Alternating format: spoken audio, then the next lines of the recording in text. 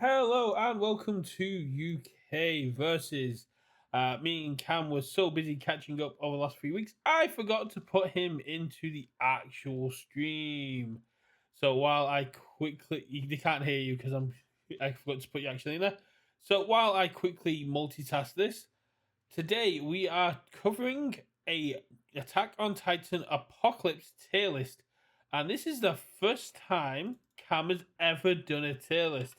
So it's going to be very interesting. I'm looking forward to hearing his thoughts on the cards. And Cam, you are back on the stream. How was your Hey! 2 week journey? Oh man, 13 hours in a car is too many. But I'm going to be doing it again for Louisville, so good practice, I guess. It was fun. It was a good week away with my wife and my father-in-law, so we had a good time. I did miss sitting down with you guys and chatting about the game, and of course, we got our extra reveals and stuff while I was gone, so I had a lot of homework to do when I came back. Yeah, that's right. Everyone did a great job with their new reveals. I did mine during some gameplay to help promote Patriot Online's webcam events. If you have got time during the day of American time on Tuesdays, it is the 2 year anniversary of Patriot Games doing webcam events.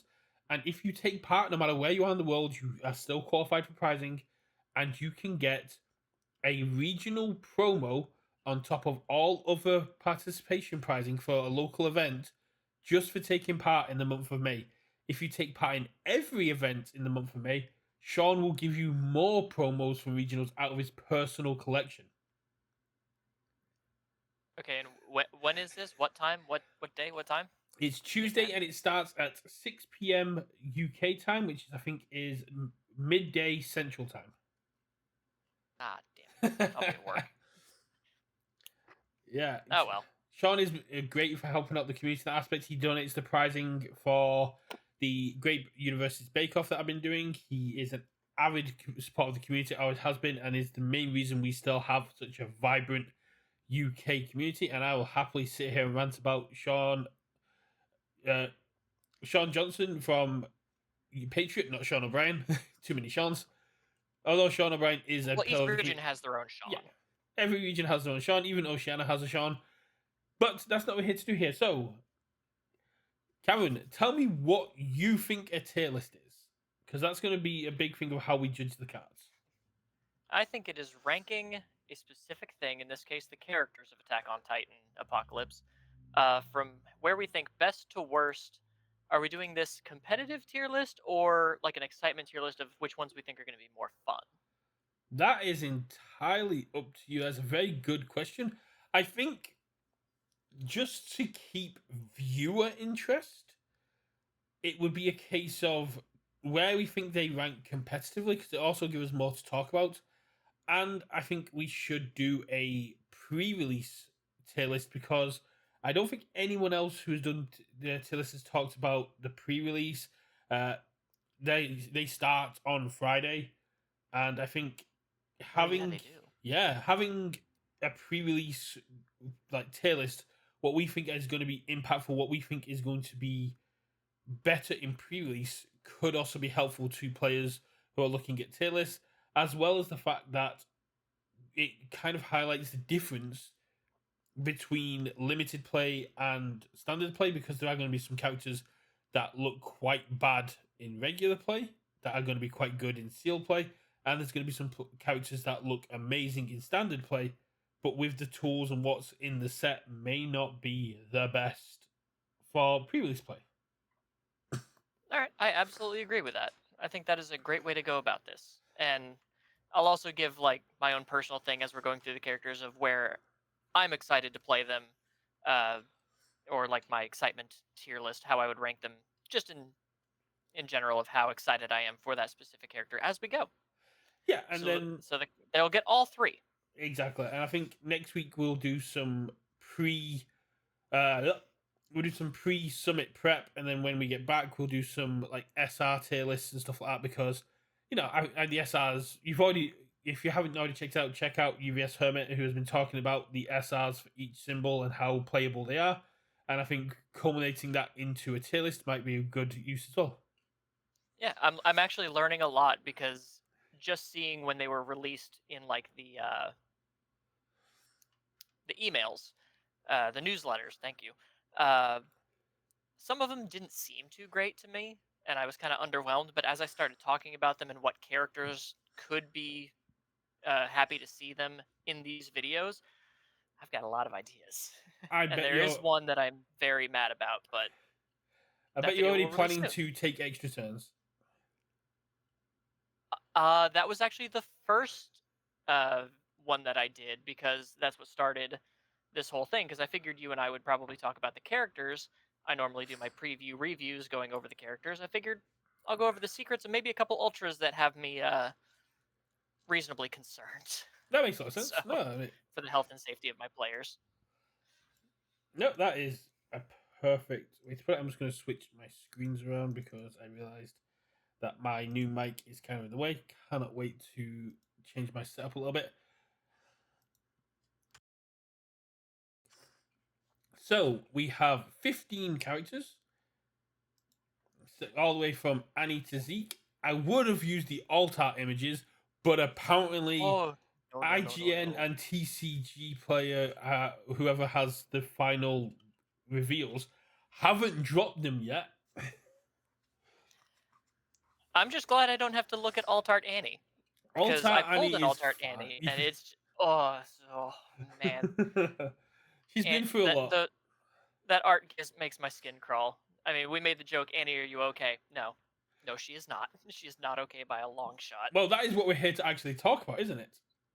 Yes, it is. So Annie is a 7-hand, 21 health warrior titan with a with a static ability.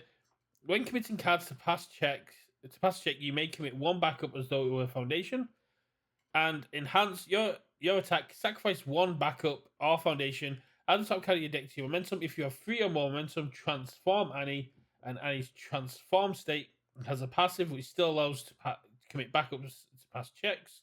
Well, commit one backup to pass checks. And if you have 2 or more backups, your attacks get +2 speed.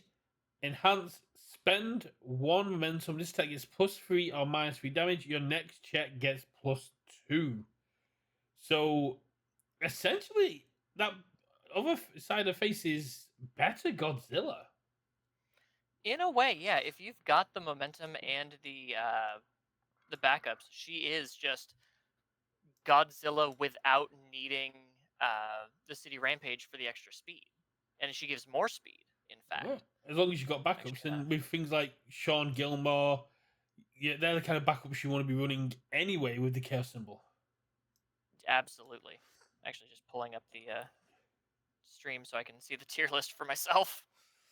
Yeah, We yeah, just this have is to the see video the I want to watch character because most we're now. going to talk about the tier list anyway. Well, I know, but this is just yeah. Actually, you're right. I'm just gonna do that because I don't know how to technology. That's fine. And on the chaos and death symbols, I think this is a very solid character.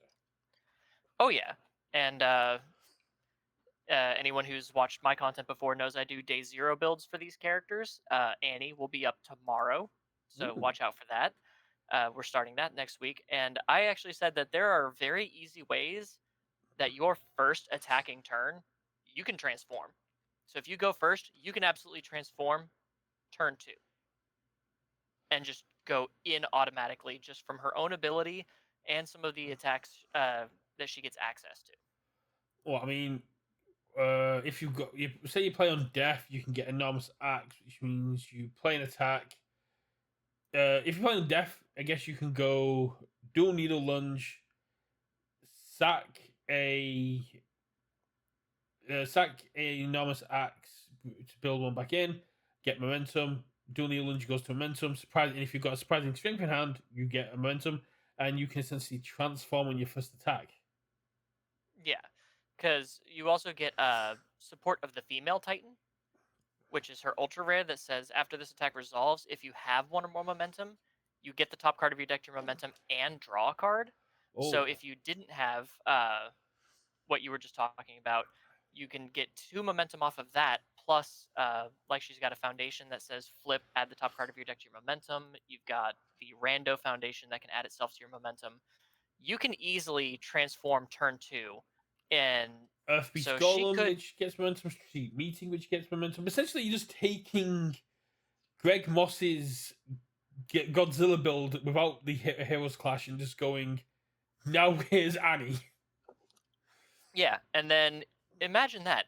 A very quick 7-hand size aggro character who can transform turn 2 on their first attacking turn, and if they just drew the hand of attacks, all of their checks are going to get +2 because they've got minimum 3 momentum, and that's 9 damage over the 3 attacks. So even if they don't have the backups to, and that's another thing, she doesn't need as much foundations if you can feasibly pass your checks by committing 1 backup. Yeah. So she's got this really interesting uh, defensive package with her foundations and such, and then you can just wail on your rival with just a string of attacks that are getting +3 damage, and then you're just passing all your checks forever. Well, So you're also not considering the defensive aspect of you're going into, say you transform, and you've only got a couple of attacks, so you do a little bit of damage, and you pass the turn with 4 momentum. That's minus 12 damage on their attacks if they try to string out. As a 700 going plus your checks get +2. plus your checks get +2, so it's a case of cool. I'll take -3 from this, and if you attack again, I get +2 to my block. It's like, oh, Yeah. It's like, yeah. And there's so many foundations now, like you said, enormous acts, reinforcements, that when they're sacrificed, so you can commit them to pass a check, then sacrifice them with her front side, you just build in another ready foundation. This character is going to be a massive string character Oh, 100%. that you're just going to be able to go all night. As long as you can keep drawing cards, which on the chaos symbol, there's a whole bunch of card draw. Yeah. You're just going to be able to hammer people away. Yeah, no, I think Annie is absolutely solid. So, but the big question is she broken? Will she win a regionals? Will she top a regionals or like win star championships? Is she fun for locals, or is she essentially a kitchen top character? So it's broken.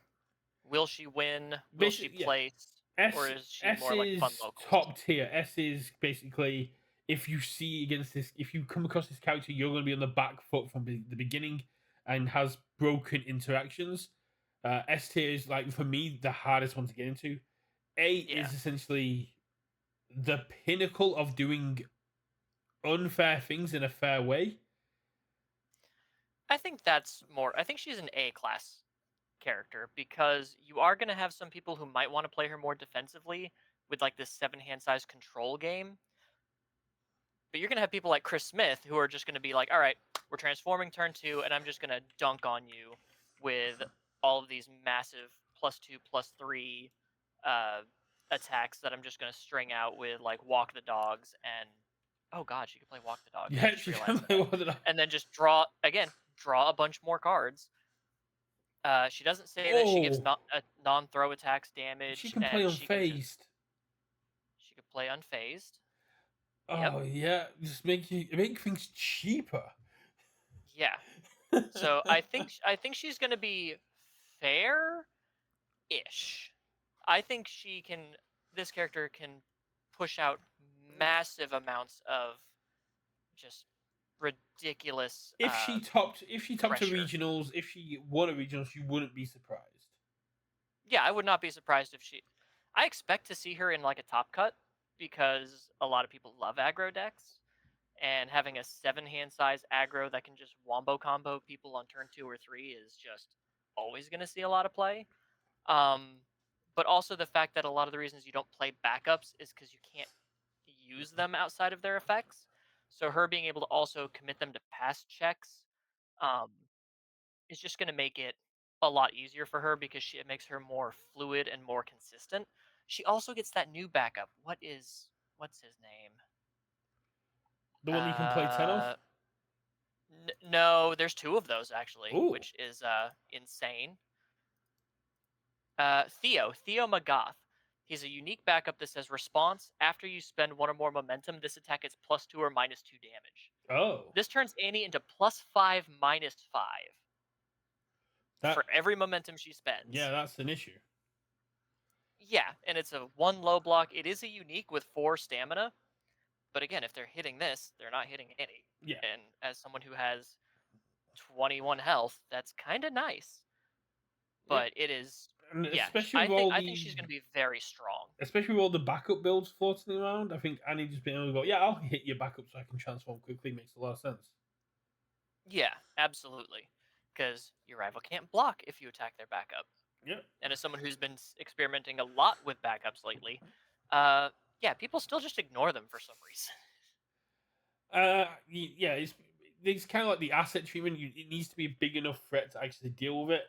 Like Sean Yeah, Gilmore and Shikasta kind of like on my hit list because they just make big issues. But things like Rini's, like if you want to keep on flipping stuff, I'm fine with that. yeah. Like, obviously, if you see someone drop a Colossal Titan, Yeah, they're gonna attack the Colossal Titan. But it's just hilarious to me that people, with some of my backup builds, have complained about my backups, but I guess forget that they can deal with them themselves, and they just let me run roughshod yeah. over them. It's kind of So, like when you take on Kevdak and the Horde, and they're complaining about all the Horde counters. Like you have an answer to this on face. What do you mean it's an issue? But anyway, yeah. speaking of the Colossus Titan, we have my boy Armin Arlert, Power of the Colossus, 6 hand size, 31 health, Fire Order, Survey Corps Titan, static ability. Cards in your hand have, you may play this card face down as a foundation with 2 difficulty. Response. At the start of your end phase, if you have 8 or more foundations, destroy 1 rival foundation and transform Armin. And first in hands, flip 1 foundation, your non-throw attack gets +2 damage, and if it deals damage, you get to unflip a foundation. And then once he has transformed into Colossus Titan Finale, we get flip 1 foundation, look at the top card of your deck, you may discard 1 card, then discard 1 card and draw a card, or enhance, sacrifice 1 foundation. This attack gets +5 damage. Yeah, specifically, you have to sacrifice a face down foundation. Sacrifice face down, yeah. But I mean, that's going to be easy. Easy with Armin, but yeah, I mean, great to. I just realized that with the plus and minus damage, Armin and Annie are kind of like connected with what they're kind of doing there, which is kind of A cool. little bit. But yeah, no, I'm a big fan of Armin. You get to play a lot more attacks than you would normally do. You can essentially, once you flip, just secure your next checks or draw more aggro, and just be able to go, yeah, lose your best foundation when I flip, or have 2 damage from everything I'm throwing at you. I'm a big fan of Armin. Oh yeah, so am I. And he plays like the outwit package really well. Even though I don't think there's a lot of great outwit in this set. There's some, but I expected more for this being like the 3rd Attack on Titan set. I thought we'd get a lot more outwit, Yeah. but Well, yeah, there's the ones main that discard on draw. There's ones for speed. You've still got Titan Injection, which you get to play down, and your opponent has no idea you've played it down. yeah. So the best part about the first form is obviously all of your foundations are 2 difficulty. It makes him a very consistent builder, and you get instant access to your outwit cards. Yes. And then finale, you just get to throw +5 damage on everything, which is ridiculous. As we were talking about before we started, I've got a core for this character that basically just says my rival doesn't get to use their hand during my turn, and I'm throwing 5 damage on everything. It is ridiculous. Yeah, exactly. But And that being said, I still think he's maybe like low A, high B. so I think he's going to take a lot more thinking than Annie. the thing that it makes me love him a little bit more. I don't think he's S or high A, but it's the ability to play things like backups and assets face down and unflip them on damage when you're ready. So getting your VMEs, getting your Sean Gilmores, getting any of these foundations down that you getting things down as foundations. It's also the protection you give your assets on face. The biggest answer we have at the minute to VME is Hacker Extraordinaire. And the thing you now going is, if I deal damage, I unflip. How much momentum have you got to for Hacker to stop this, especially as you're once per turn? While that's true, we are also seeing an uptick of ruin in this set, which does make it a little scary for Armin. Because, yes, you do get to select what cards you are ruining, but if you're putting like some high key pieces and you're not able to do that damage, you're kind of just a sitting duck. And then if your entire stage is face down, you're not really doing much of anything. And you do have to flip foundations in order to do that unflippy thing. Unless you've got someone like, well, I guess even Rainy, you still have to flip a foundation. Yeah. But uh, I think I think he's more of a B tier. He's going to take a lot more like thinking around him. Like I said, I've already got a plan for him, so we'll see how that goes. But I think he's going to be fun to try, but I think people might fall off on him a little bit faster because he's going to take more dedication. I think B tier is right, just because, like you're saying, we've got things like the rumbling, which is just lose free, found it like ruin free. Or you've got this. Oh no, the rumbling says you lose all your foundations. Rumbling says you lose all your foundations.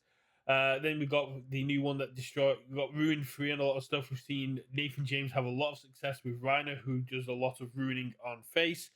It's a great point that basically he would be A tier if we weren't in a going like in a meta where the control aspect for the game is I'm going to blow up your board.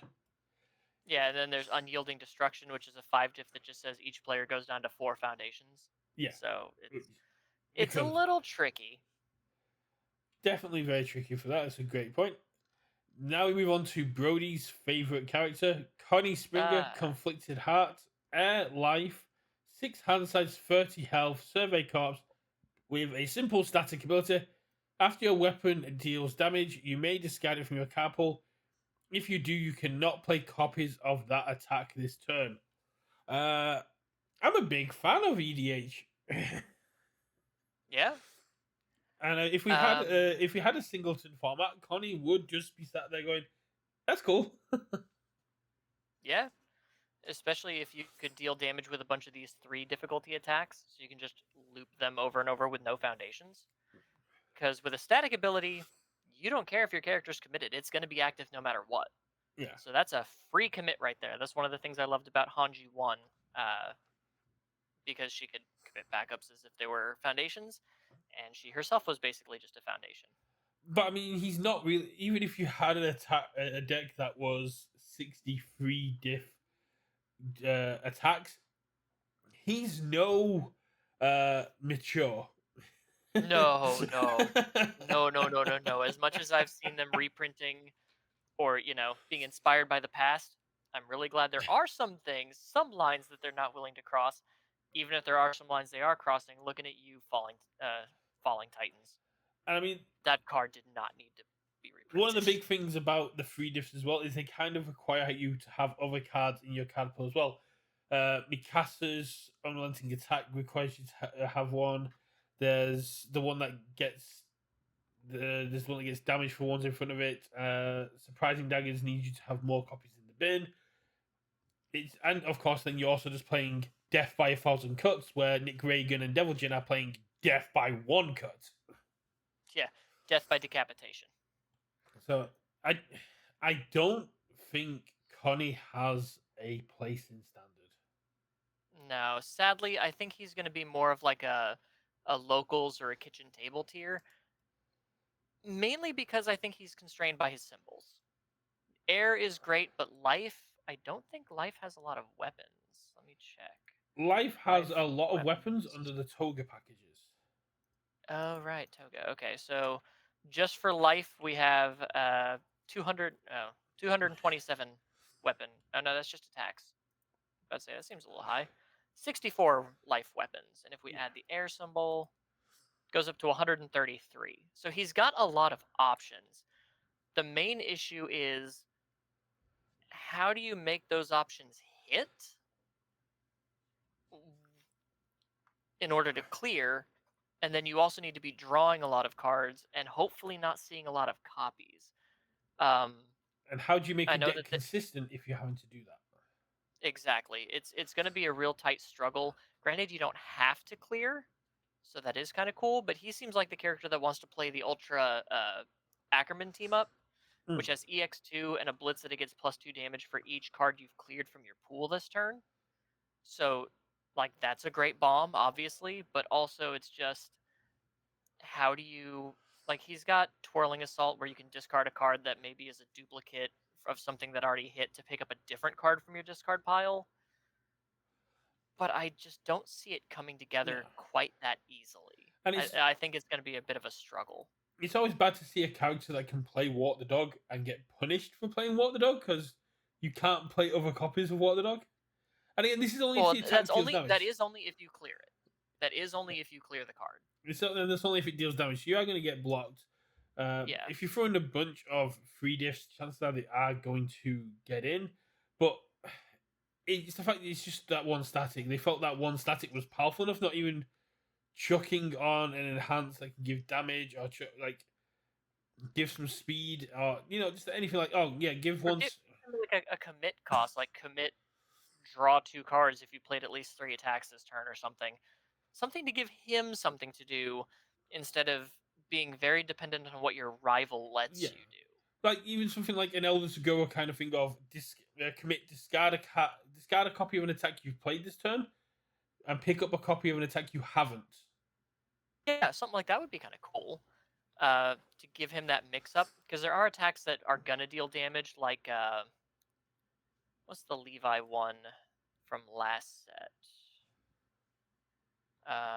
There's lots of tiny attacks that are coming with like 2 or 3 damage, and here we go, Blindside Slash, because that will always deal at least 1 damage, even if completely blocked.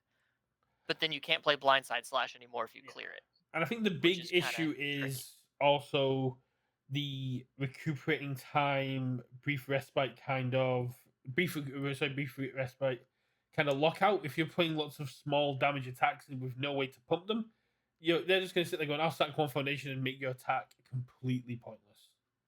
Yeah, so it's not even sorry, like a local Brodenkind. I don't think Connie's going to make it in the standard tier. He'll have a standard place in our heart, but not quite in the minute in play. Kind of like all the other Connies. Next, we have I have tried at least each of the other Connies before, so I'll probably give this guy a try. I tried Connie 1 and then realized that Levi just does it better. Levi 1 does Connie 1 like kind of package a lot better. But next we move on to Eren Yeager Usurper.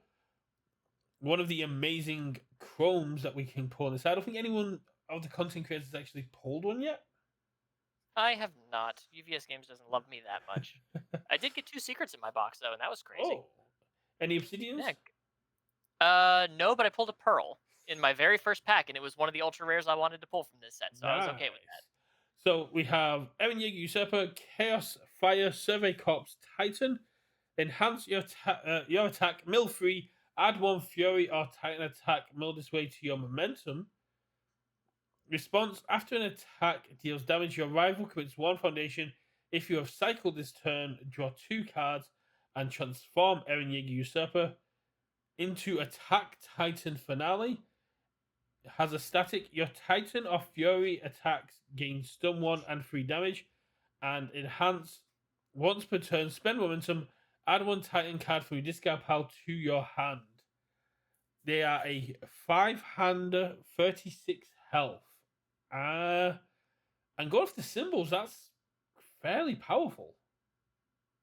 Yeah, and that static for Attack Titan Finale is basically just the enhance of the first Bertolt Colossus Titan, except you're keyword gated at this point. Yeah. It's static of stun 1 and 3 damage. It's a lot more interactable, but it also feels a bit like Togo 3-ish, where you just go, I'll play a Fury Titan, and then you commit 1 foundation minimum. Yeah, or kind of like Godzilla. Where you get the 3 damage. All your attacks get 3 damage, but and now he gets to stun you. You are locked into it, but I mean the Chaos, Fire, and Infinity Titans are very powerful. Oh, absolutely. Let's see, Fury and Titan. I mean, the fact that I think Knockdown Blow is a Titan, but it also could be a Fury as well. And just being able to loop that is going to be very powerful. Titan Fury. Knockdown Blow. It's probably on the next page. It'd be the for set. But I mean, yes, knockdown blow is a Titan. yeah. So just be able to Yeah, it's go. determined advance. You can determine advance, get a momentum, spend the momentum, and get any Titan card from your discard pile to your hand.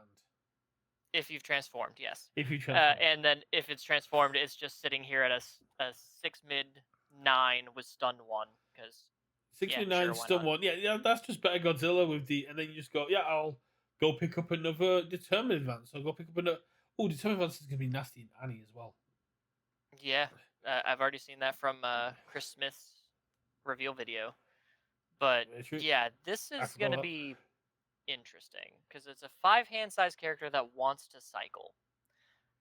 So you got to think of the balance between how small you want your deck to be consistent, but also how many cards are you willing to lose, because you're going to lose 10 when you cycle. Yeah. So you don't want to hit too many of your good attacks and then, okay, well, what are you grabbing from your discard pile? But the cool thing is you can transform on your rival's turn. Yes, because it's after an attack deals damage.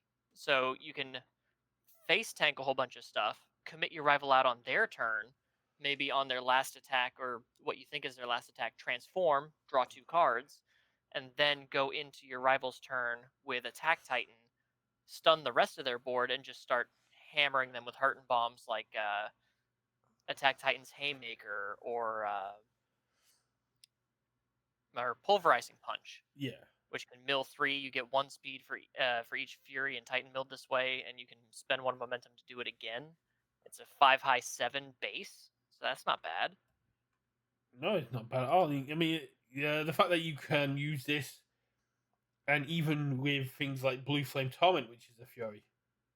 Yeah, or well, I don't know if he would play this, but there is Strategic Detonation. It's a 9 diff. But it's a 7 mid 7 that says all of your other attacks get 2 speed and 2 damage for the turn. So just stacking stats on that would be ridiculous. Or Titanic Capture, which says after you play it, your rival reveals their hand, remove 1 card from their hand. It's a 6 low 6, so it'd be a 6 low 9 with stun 1. Could just be absolutely brutal. I think the biggest issue he faces is similar to like Nick Reagan and stuff. There are going to be times where you just don't hit with that first enhance. Yeah. I mean, there's 10 Titan foundations, but a fair amount of them are not. There's only 1, 2, 3, 4 on symbol, and one of which is a 6 diff. There are 12 Titan and Fury foundations. Oh, I didn't look for Fury foundations. That's so fair.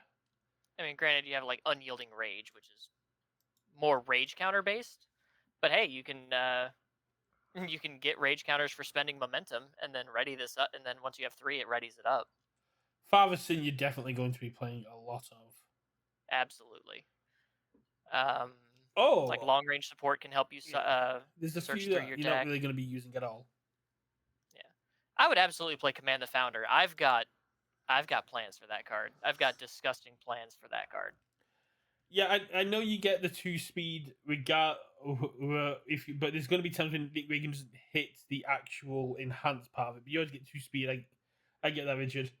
But yeah, I think the fact that you get to use his flip face defensively as well, where you can spend momentum to just go pick up a defensive piece. Essentially, once you transform, because you become a 6-hander. But honestly, how often are you actually going to be transforming?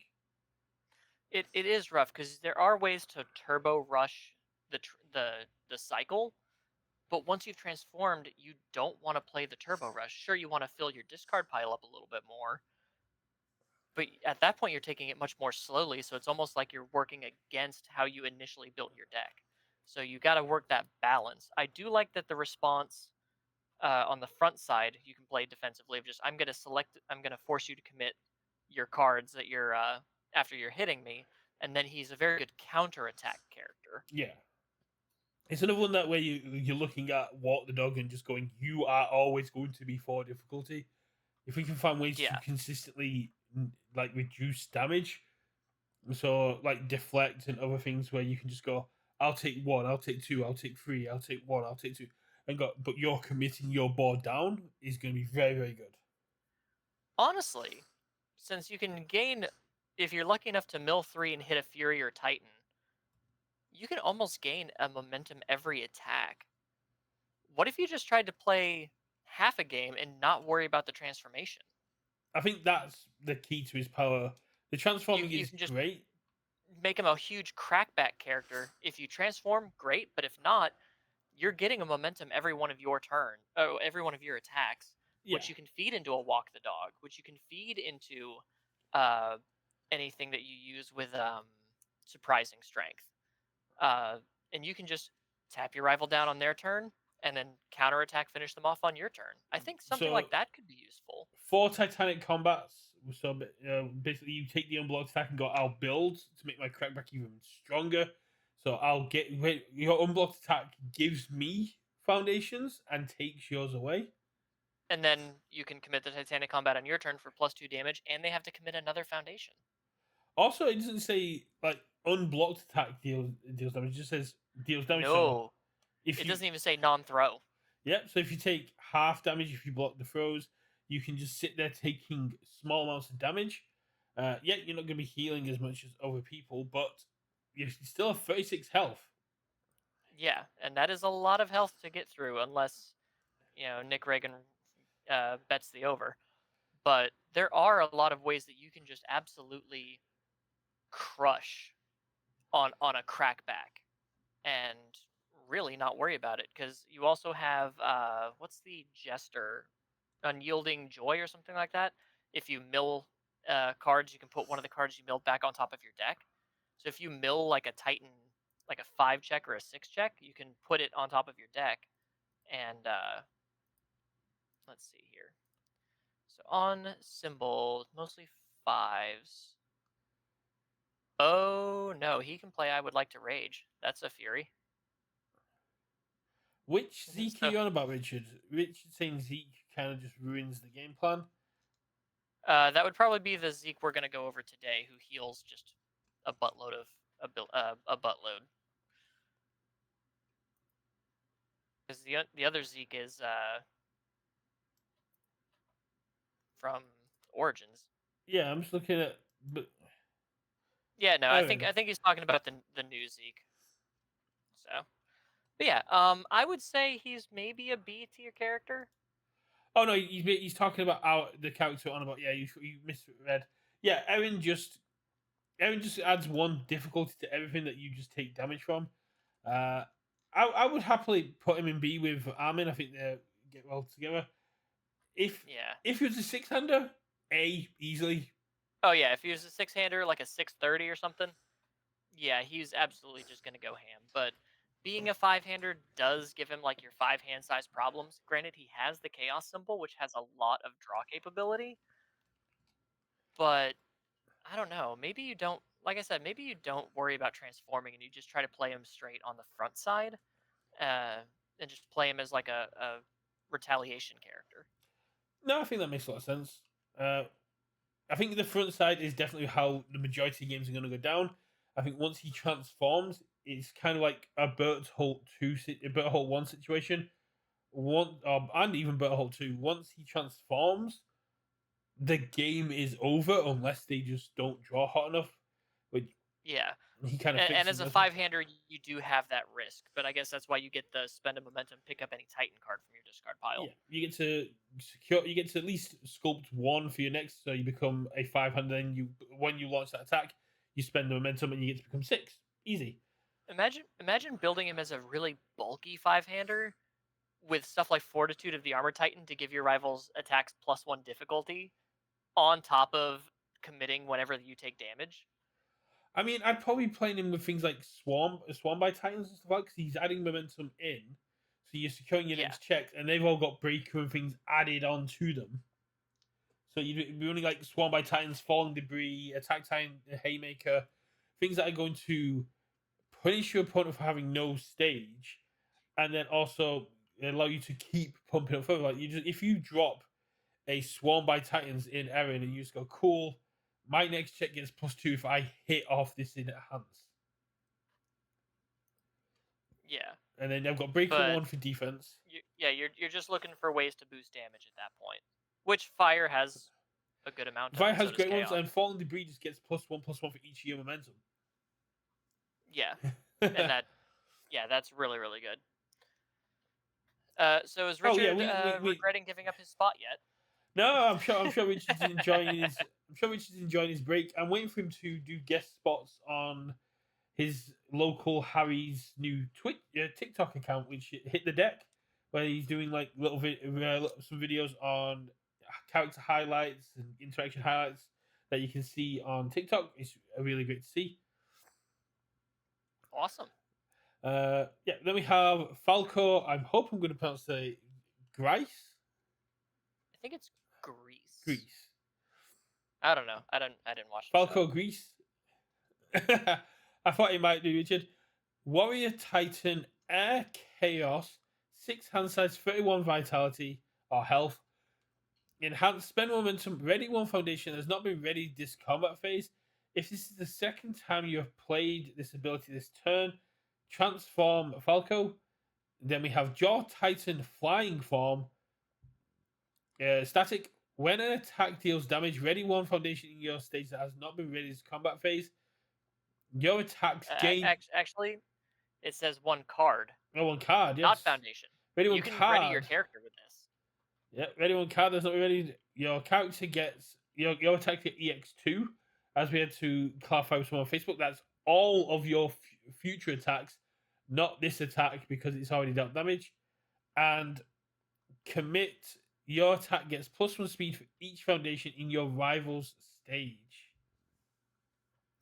So I'll be able to just go, I'll commit my character, give it +1, give it +8 speed. It deals damage. I'll ready my character. Kind of guaranteeing your first 2 ones to get through. Yeah. I see this being kind of the character that you're going to transform on your rival's turn. You're going to ready up 2 foundations defensively, transform. Excuse me, I'm hitting my mic all over the place. And then when attacks deal damage, you're going to ready more cards that haven't been. You're basically going to aim to transform on your rival's turn after maybe your first poke turn if you can get 2 momentum off of that. And then on your next turn, you're just going to start smacking around by giving a whole boatload of speed. But the issue is, especially on these symbols, finding your damage.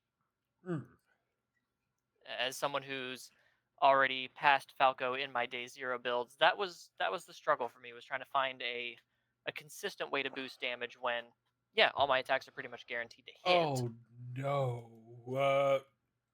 Is Falco a wizard? Is my question.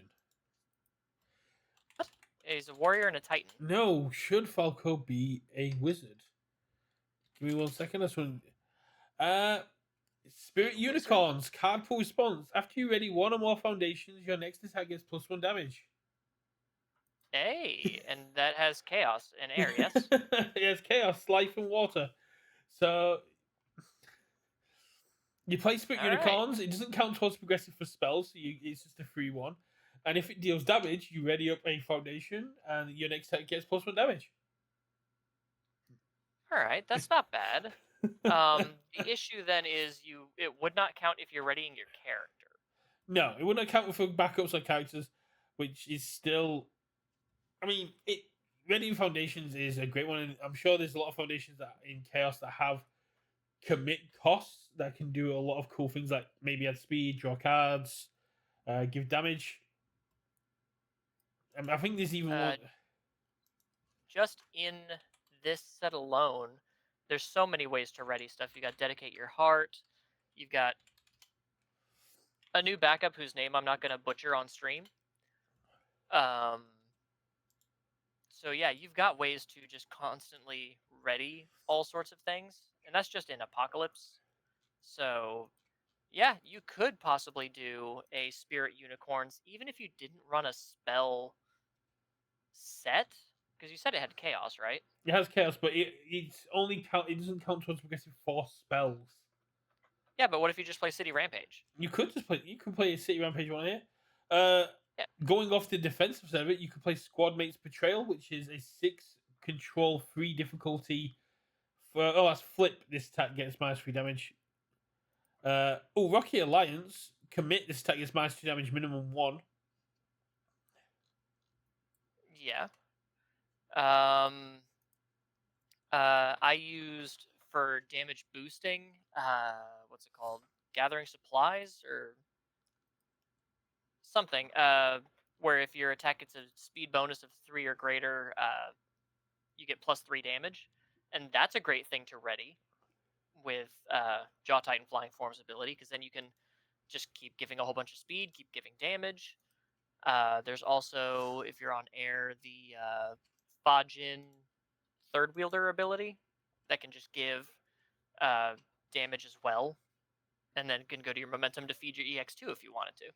Yeah, you can, as you said, you can Titanic Combat. Commit after you take damage from an unblocked attack. Build the top card of your deck face down. And then if you take damage again, you just get to ready it back up. Yep.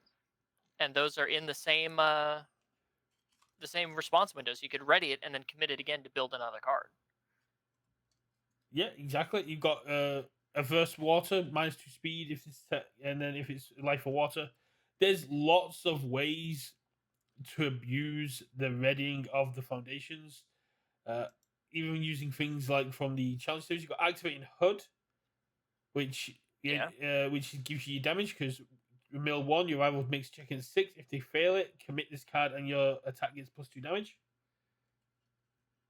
So you commit, you can do it, and you're using a lot of cards that are kind of considered bad, but because you're kind of compensating for that, and yeah, I think Falco could just be a wizard.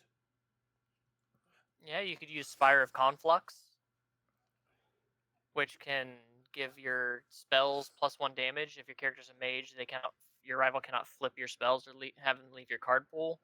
Yep. And then response, commit 1 foundation. After your spell deals damage, draw a card. And if this is the second time you have played this ability this turn, commit this card. But that doesn't mean you can't ready it, thanks to Falco, and then play it as a third ability. And you get to re-ready the committed foundations that you do with Falco before you do that as well. So you're not technically losing anything, and you're drawing more cards. And if we're playing spells, we want to have Sean Gilmore in there to give us those mage responses, which we can commit to pass the check and then ready him back up. Absolutely, because it does say that has not been readied, but hey, that's still +4 to your checks over a turn cycle. So basically, you turn a risky. You play Spirit Unicorns, and you go, cool. I'll commit Sean Gilmore, guarantee my next check passes, won't be able to commit a single foundation. It hits, you go, cool, already Sean. Play my next attack, commit Falco. Commit Sean, my next check is +2. Commit, it's got all the speed to it. You hit, you ready Falco. And then you play your third. This character is going to be a really ridiculous Bedazzled Helm Blast character. Oh, yes. Just pump all of that powerful 5, and then I'm going to turn my character sideways to give it 8 or 9 speed. If you don't have a way to reset, you are just boned. That's ridiculous. I'm looking. I now need to. I don't do deck profiles, but he could play Spellstorm off of Chaos if we're running more off Chaos, and then you can just flip all your spells for the powerful 3, turn your character sideways. Yeah, he could be a spell character. I didn't even think of that when I was going through my Day 0 build. That's a very good idea. You just bumped this character up to a B for me. Yeah, I was looking for it now. No offense to the response on play, guys, but once you get transformed, he's kind of good. But otherwise, it's like, okay, if I can't get the momentum to ready cards, you're gonna struggle a bit. So you have to get some stuff that snaps momentum, or do like some throws maybe to get that chip so that you can get the momentum.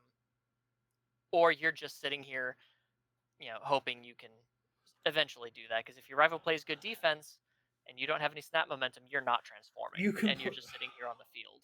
You can play Channeling Spell Seal. So blitz your next attack gets +1 damage, +1 speed, and response after this attack deals damage, draw a card. If you Falco that, is hitting, and you're drawing a card for free. Yeah. You still get Gravity Well. You still get Frozen Spray. Oh, Could Falco be the Gravity Well holstered spellbook character we've all been hoping for, just to crank a crap ton of speed on this card after we holstered spellbook for 1 billion damage? is this a Lightning Blast deck? Hope for the half block and just keep getting. I don't know. I don't know about the Lightning Blast, but yeah, I did not consider him as like a mage style deck, but you know, you've kind of sold me on it. The unicorns have kind of done it, because it's like just guaranteeing everything gets +1 on it is going to be very, very cool. And that's also not like a once per enhanced step. So if you've got other abilities that can ready foundations during the enhanced step, you're just stacking a bunch of damage on your next card. And you get to Frozen Spray, which freeze 1 foundation each stage. Or if it's a mage, you freeze 1. You just freeze 1 in each rival stage instead. But because we're readying, we can just ready up the Frozen Foundation. Yeah, and with cards like Bedazzled Helm, Crotched Lightning, Frozen Spray, Spirit Unicorns, we could, well, there's a lot of good 4-diff spells. I was about to say we could still make it a City Rampage deck, but nah, probably not the best for that. So yeah, I'd still say he's kind of a B character. But go B. You can also run the Harness on Death and just kind of go, cool, I'm going to be running lots of cheap little spells against you, and you're just going to burn a little bit of health. Not the best. But I think a Sean Gilmore Falco deck could be a lot of fun and would do very well at locals. And like I said, you could still play the Spire of Conflux, which means as a mage with Sean, you're protecting your spells from being removed and flipped and giving a little bit of damage, plus it allows you to draw cards. Yes. I think it's a very good way to play the character. One that a lot of people wouldn't have looked at. Spirit Unicorns is one that's always on my mind because I love Jester, and I think Falco doesn't deserve to be. Will be fun at locals, and is more one that will be very good at locals. Richard is saying that Lightning Blast is sweet, and yeah, if you can get the half block on with Lightning blasting your catapult, you're kind of sitting there going, "Let's do this." Yeah, but on the off chance, you're usually gonna at least 2 of your attacks are gonna guarantee hit once you're transformed, because you're just gonna ready your character as your first thing you ready and guarantee 2 big shots. Well, that's but kind I'm glad to hear Richard's coming around. Yeah. Ugh. It's full of. I just saw who's next. You don't like Floch? I don't mind Floch. I hate that there's a certain card that's gonna get either Floch messed up or Floch's gonna get this card banned. So Floch Forest, Jaegerist, Leader, Survey Corps, Fire Life. Your attack, enhance your attack, mill 2 cards, build 1 backup with 2 difficulty or less from among cards milled this way. First enhance, commit if you're 3 or more backups, double this attack's damage or reduce the attack's damage to 0.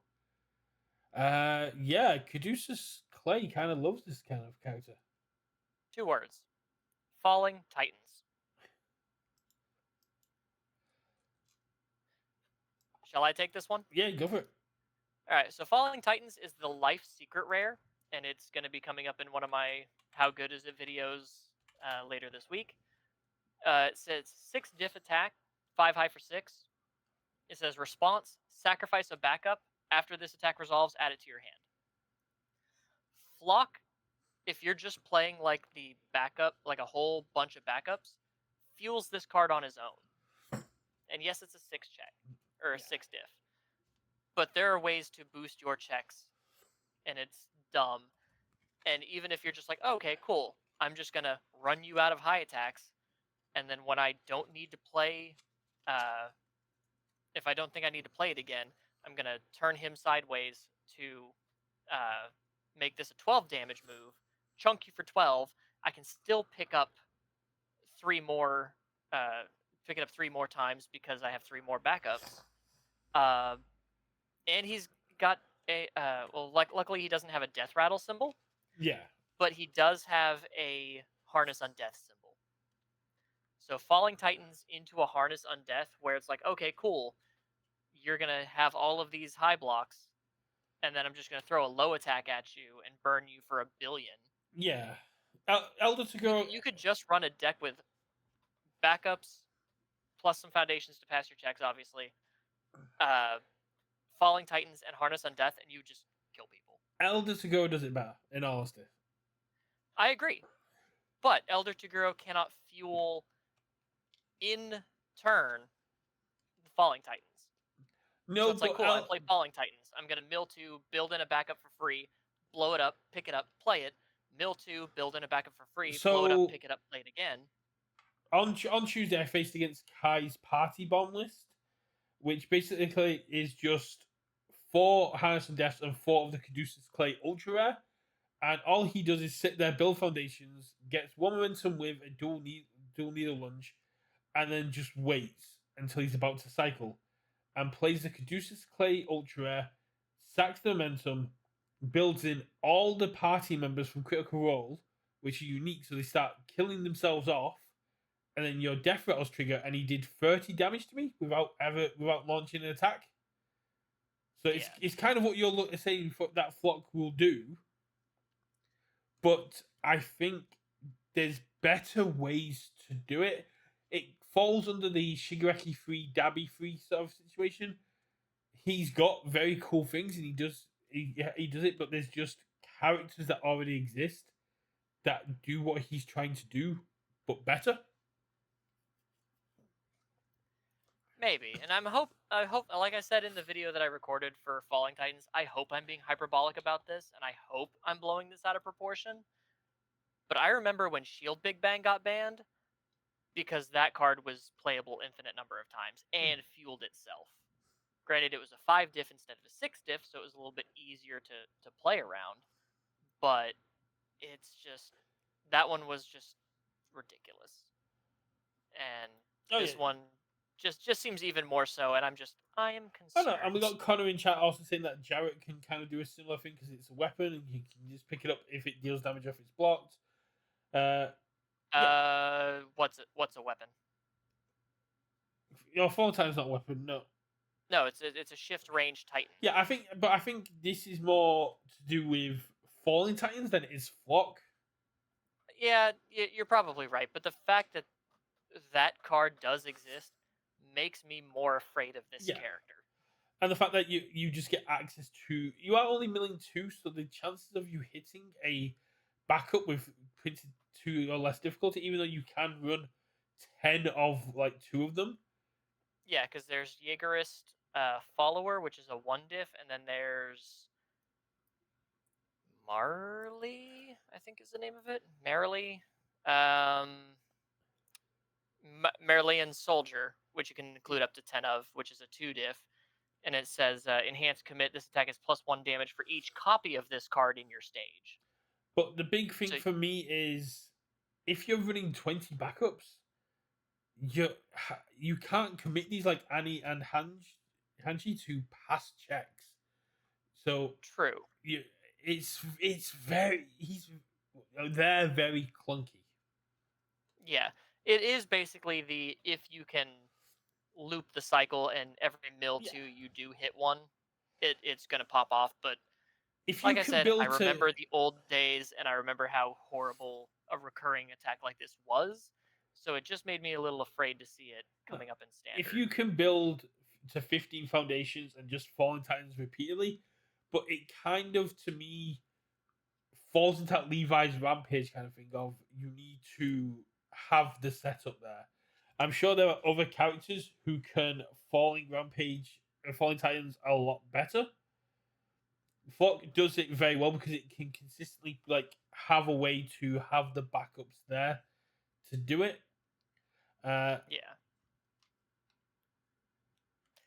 He also gets access to Strong Windup. True, which you can remove that can give your check +3. Yeah, Sean Gilmore, which he can then sacrifice as a backup to pick it up. Yeah, there are ways, and like I said, I hope I'm being hyperbolic about this. I hope that this is not going to be as game breaking as If I so, Richard fear. said that you can play a deck that only has 4 Falling Titans, 28 backups, and 28 foundations that are all 6 checks. It's like you could, but are you gonna have fun with that? And there is Yeah, going. I will admit, as someone who loves the can I run a deck with only 4 copies of X attack in my deck, I've done that several times, and that is incredibly fun to watch the confusion on your rival's face as you build for a 4th turn without playing or checking any attacks. It's pretty funny. I just know with my luck that I would be sat there, and I all 4 copies of that attack would be sat at the bottom of my deck. That is definitely a dangerous thing.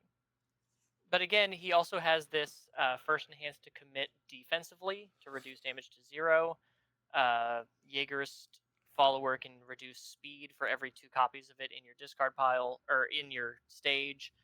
There is a 3 diff backup that's a 6 check that can commit for -3 damage. So there are ways to keep him alive. And as a first enhance, doubling any attack's damage is still pretty strong. Yeah. I would put this guy in A, mainly because I see a lot of ways to abuse him, but I'm willing to hear counter offers. No, I think I'd even possibly because you can just put the 4 attacks in. I would put him into S because like the broken interactions with what we have in the set. Because there's ways that people can easily do it, but Yeah. the amount of answers you actually have to it are either kill him quickly, which given he's only running 4 attacks, you're going to have to be able to outpace him. And if you build your entire deck defensively, plus you're on life, one of the most defensive symbols, it could be a struggle. Yeah, I think Cape can help you, Genkais can help you, which you can play around. Yeah. And I think the only thing that kind of just force you to scoop up and go to game 2 is Koenma's Task. Yep, Koenma's Task, which I think only 2 characters can play right now. Yeah, consistently. Which is Nick and Mitchell, and Mitchell is kind of dropping off a little bit in the Devil Jin kind of meta we're going into. Yeah. Yeah, so it is just dangerous, and I'm hoping they knew what they were doing. Like I said, making it a 6 diff instead of a 5 diff definitely helps. But it's, man, when I heard they were reprinting Shield Big Bang, I was really hoping that it wasn't as bad as I thought. I'll happily put that into A. You've kind of sold me on, like I sold you on Falco being a wizard. You've sold me on this is a big issue. I'm more just consistent with my own look of going, I would, and like how fun I'd find it. It's just, I hate the games like that where you just sat there watching your opponent build, playing solitaire, just waiting to kind of pop off. Honestly, I also hate it, kind of, but I've also, for deck build challenges like this, where it's like, okay, I'm only running 4 of this attack. Like I had an Ingenium that was only Spirit Sword Ultimate, and I would just build the 15, 20 foundations, play a Spirit Sword Ultimate, and if I played that attack and you didn't have like 3, 4, 5 answers on board, I won. Yeah. And that kind of thing of seeing if I could survive, but I'm also a control player, so I love controlling the pace of the game like that. And I think if you put most of your thought into the defense of Floch, and the offense is mainly focused on falling Titans and maybe like I said, harness Undeath just to get the burn on a whole bunch of damage, I could definitely see that. He can also play the 6 diff foundation that says form, pick up a Titan card from your card pool. So if you're facing a Devil Jin that does cancel the response, Devil Jin can't cancel response with Aerial Bolt. Aerial Bolt. No, but he can run Incredible Display. Yeah, that's what I was just about to bring up. I forgot that's awesome. So if he cancels it with Incredible Display, you say, cool, I'll turn this foundation sideways, pick it up, do it again.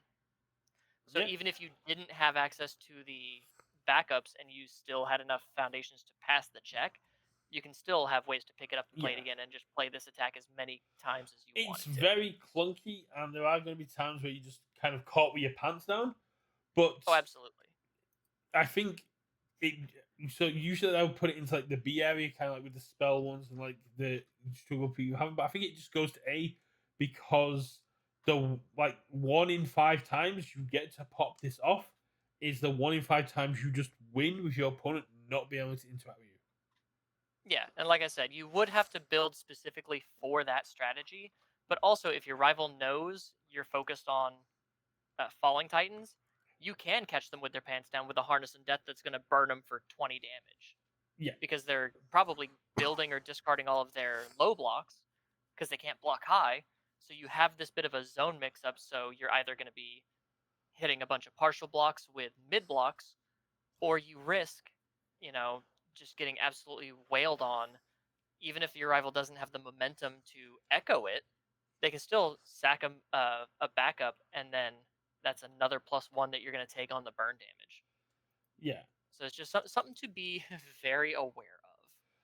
I think the best answer to things like this will be things like runaway and teleportation stone and the things that are just going.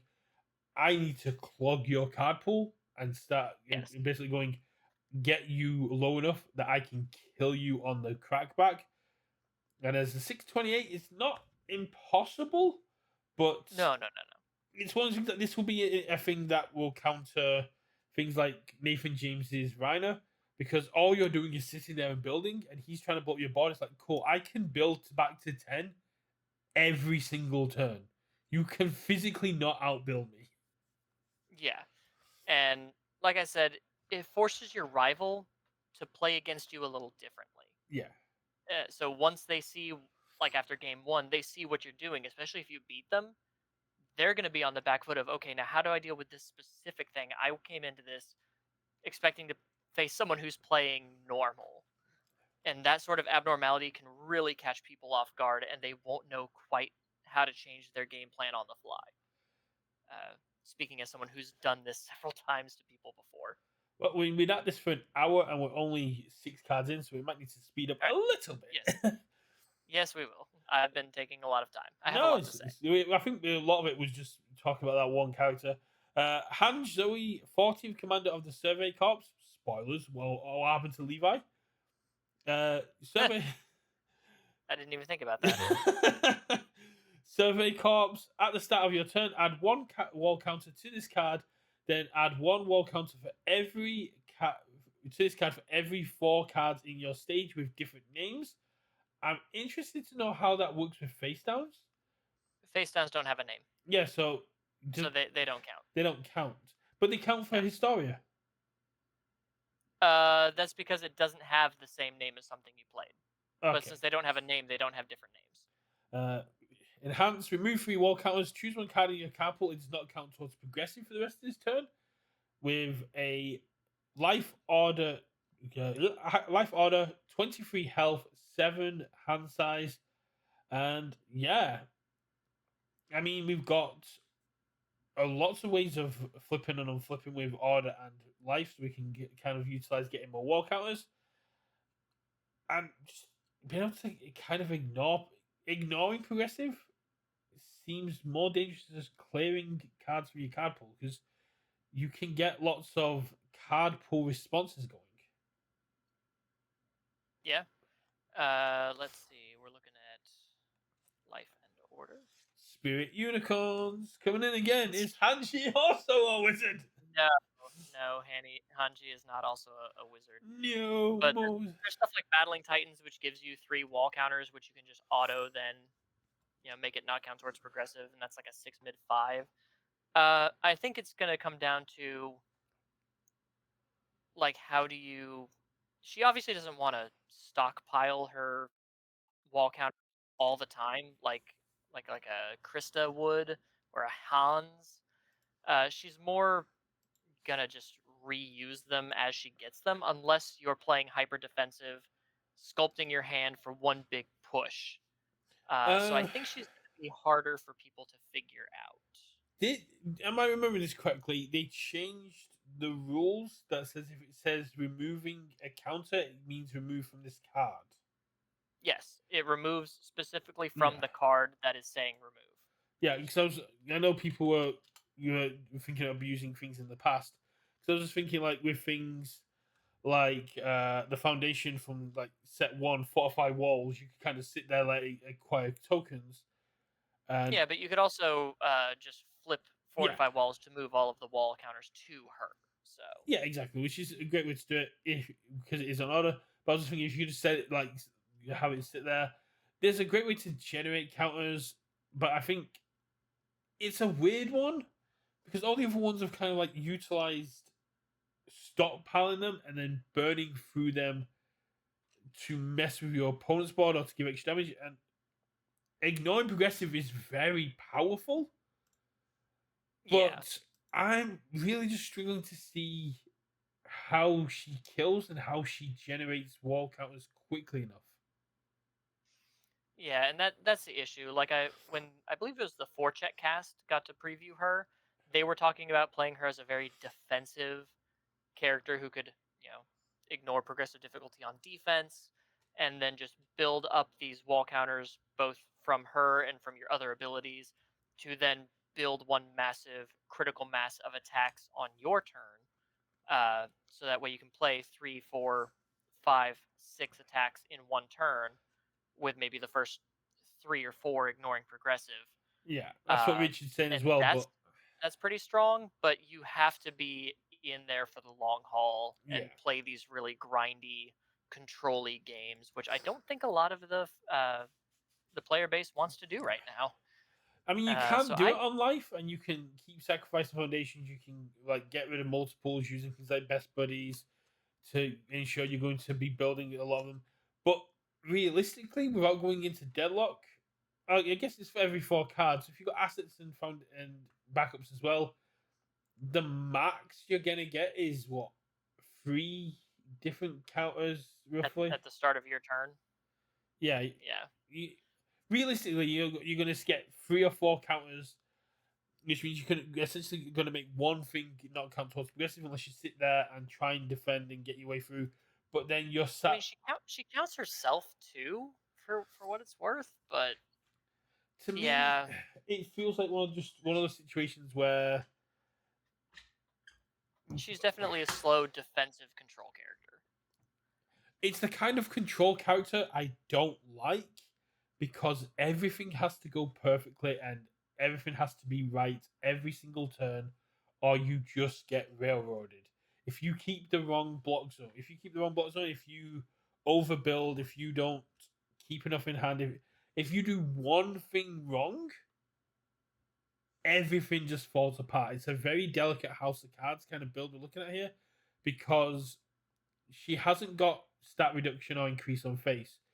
And when we're looking at, Yeah. if we're trying to generate loads of wall counters just to go into a heavy aggressive turn, we're not looking at generating any kind of super defensive deck. We're looking at generating wall counters, which was great for Krista, where we were essentially giving us stuff stun, where we were drawing more cards, where we were stacking the And top you of had our an deck. easier way of generating wall counters.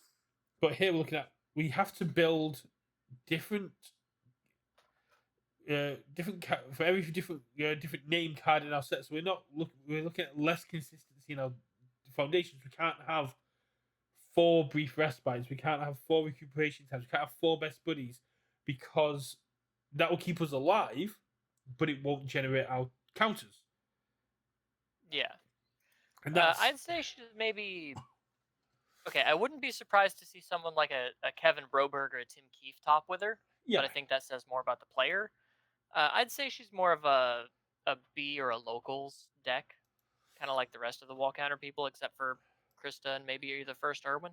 I would I would put her in C because, like I said, I think the players that are willing to put the time and effort into her will see great results. It's more of a player thing and less of a character thing. Yeah, it's one of those things that where like you could talk me around with Floch that's going to pop up every single time, but the kind of decks we're talking about with Hange here, why am I not playing Ymir? Why am I not playing Pony? Why am I not playing these characters that do Why it are you not playing better. Krista if Why you are you want not to playing play Krista? wall counters? Yeah, if you want to play wall counters, why are you not playing Krista? If you want to play if you want to play middle impact, ignoring progressive attacks that can just keep punching through, why are you not playing Ymir? Why are you not playing Pony? Why are you not playing anything that has kind of a lethal slash symbol?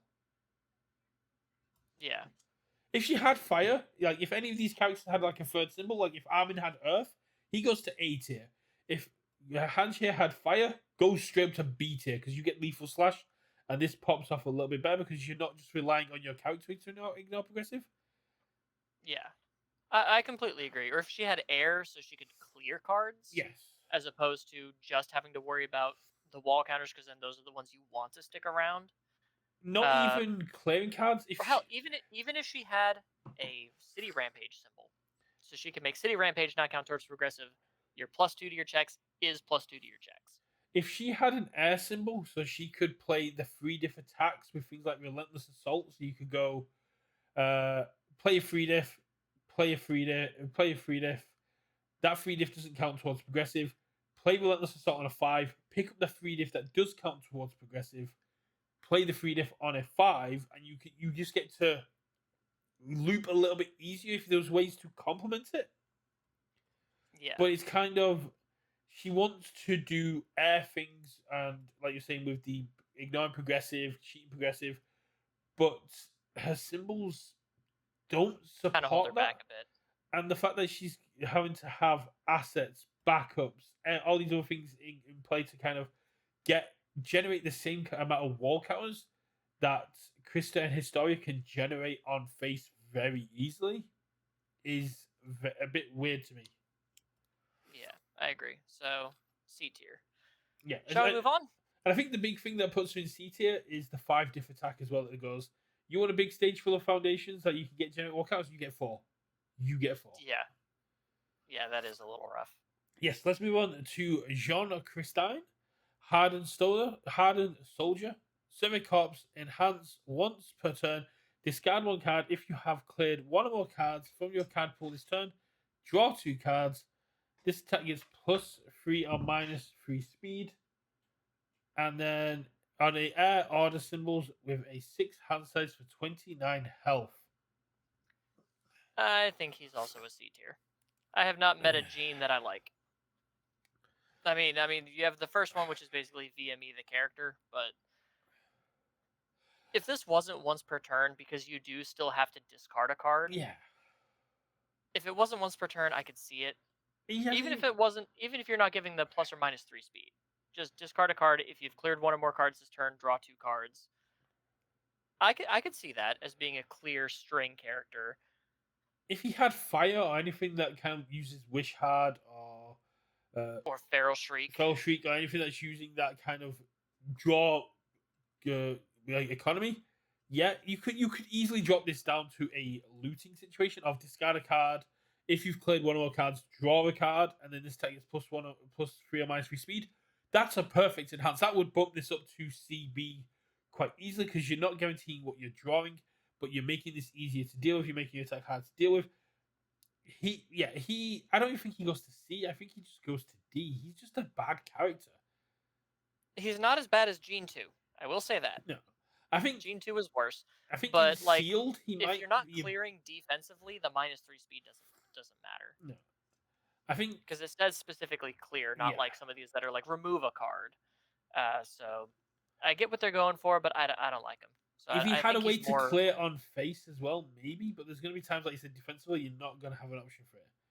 So if you can make him into a pseudo 8-hander, yeah, way to go. Yeah, but I think no, I'd say maybe like a D for now. Yeah, I think he's just there's better ways to do what he's trying to do, and it's not great. Levi Ackerman, vengeance driven, survey corps, air fire, enhance lose 1 health. Your weapon attack gets +2 speed if you have 15 or less health. So I get essentially desperation. This attack is +2 damage and response. At the start of your end phase, add 1 weapon card from your card pool to your hand. So I kind of dig characters like this that cut themselves and use their health as a resource. And yeah, if you're willing to take 1 or 2 shots to the face just to get to that 15 or less, but then you got to try to like survive that balance. But he's mainly going to be like a hardcore aggro character, and I like that the response is not just on your turn. No. It's at the start of the end phase, so if you blocked with a weapon, you could pick it up as well. Yeah. So you're not technically, if you have to block with one of your attacks, it's not lost, and I do like that. Oh, yeah. I'd say he's maybe like a B, maybe a high C, because his symbols don't really have a lot of ways to recur said health unless you're playing like Shikasta. So that it's hard to keep yourself in that sweet spot of like 15, 14, 13 health without putting yourself too far in the danger zone of I got to kill my rival on this turn or I'm dead. So there's one thing that would kind of keep me putting it higher into like B, possibly. Yeah, I definitely want B. Okay. And that is the fact that he can utilize the breaker on violent animal shot, pick it back up, and play it in their turn. He can use the breaker 3 on timely counterattack, then drop it again in his turn, pick it back up, and go swing at me. I dare you. I have a breaker 3 in hand that is going to always be here.